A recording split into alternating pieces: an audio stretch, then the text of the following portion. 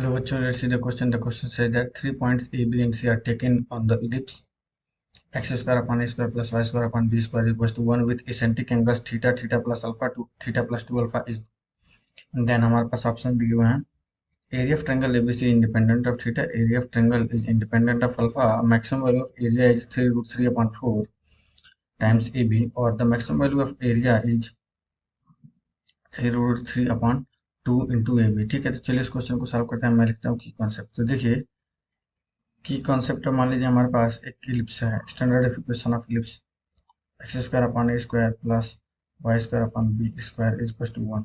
ठीक है, इसका पैरामेट्रिक कोऑर्डिनेट हमारे पास होता है A cos theta comma B sine theta. A का कोऑर्डिनेट हमारे पास बताइए क्या हो जाएगा, A cos theta comma B sine theta.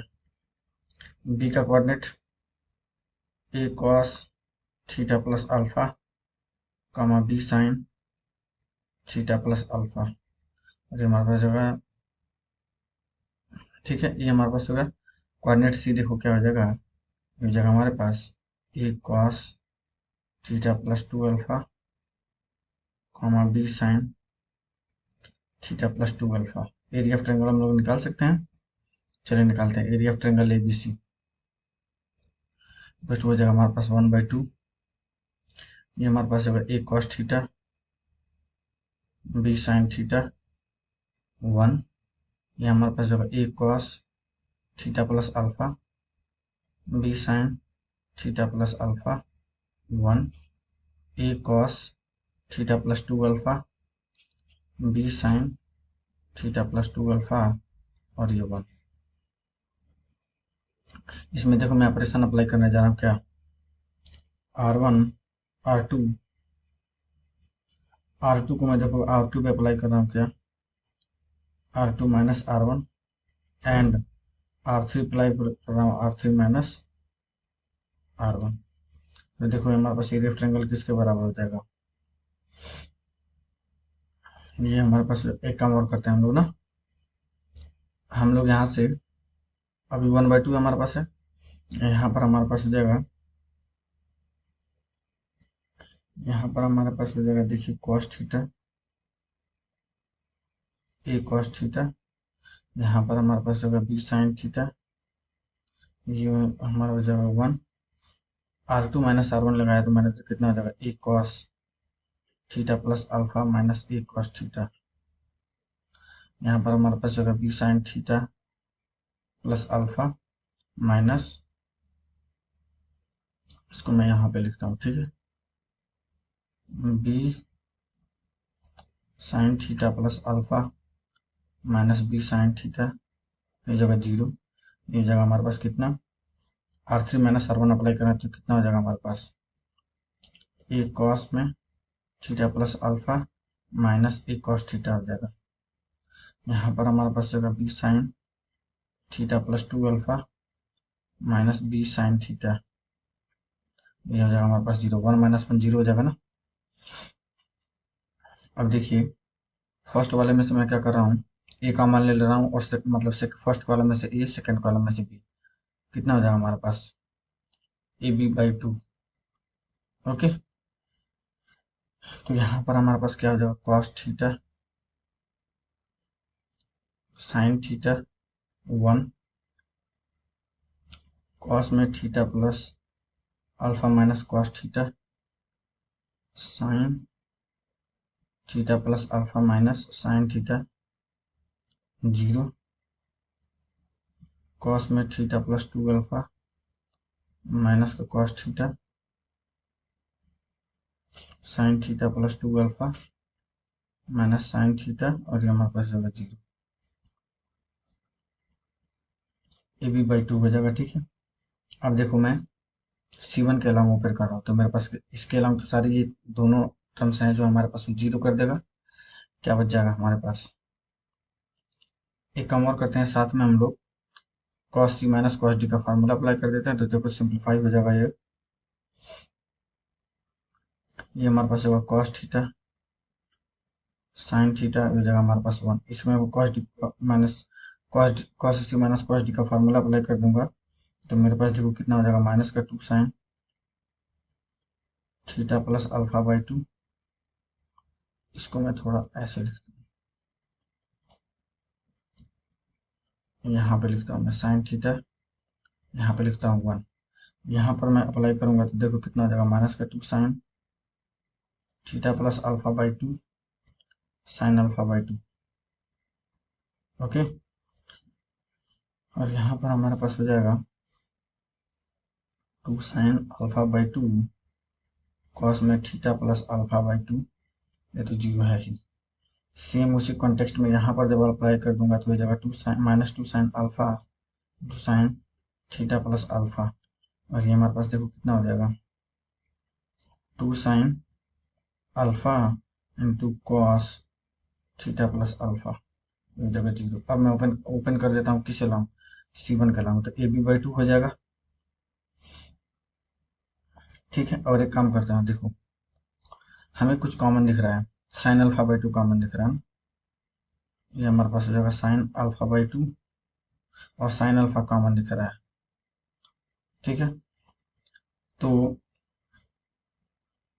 ये डिटर्मिनेंट हमारे पास जो है cos theta plus alpha by 2, और यहाँ पर हमारे पास कितना हो जाएगा, माइनस 2 साइन अल्फा, यहाँ पर हमारे पास माइनस का 2 साइन थीटा प्लस अल्फा, यहाँ पर हमारे पास कॉस में थीटा प्लस अल्फा डिटर्मिनेंट। ठीक है, अब देखो मैं यहाँ से क्या कर रहा हूँ, यहाँ पर हमारे पास 2 बचेगा ना, यहाँ पर भी 2, यहाँ पर भी 2। ठीक है, तो अब देखो ऊपर में से 2 कॉमन ले लूंगा तो कितना हो जाएगा 4, और बाहर 1/2 है, तो कितना हो जाएगा हमारे पास 2ab साइन अल्फा बाई 2।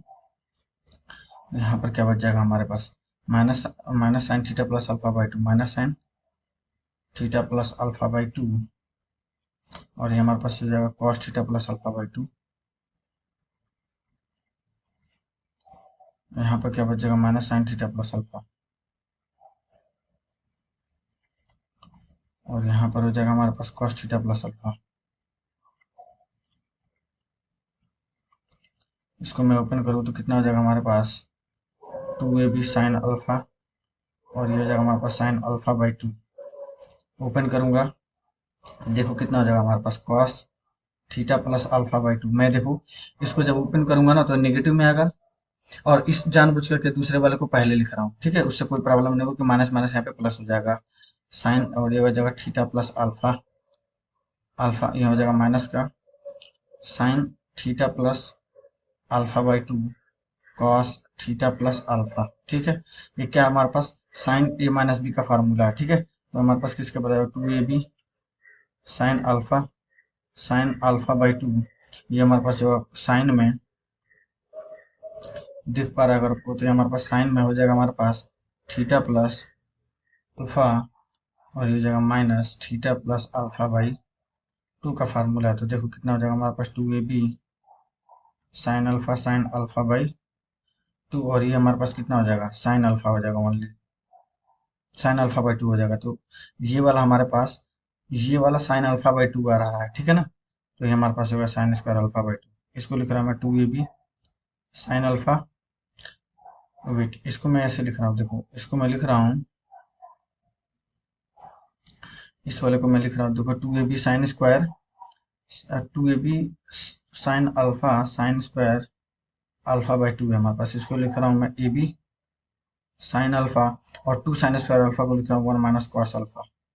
ठीक है, आ गया। अब देखो इसको मैं मान लेता हूँ डेल्टा, ये हमारे पास हो जाएगा ab sine alpha 1 minus cos alpha.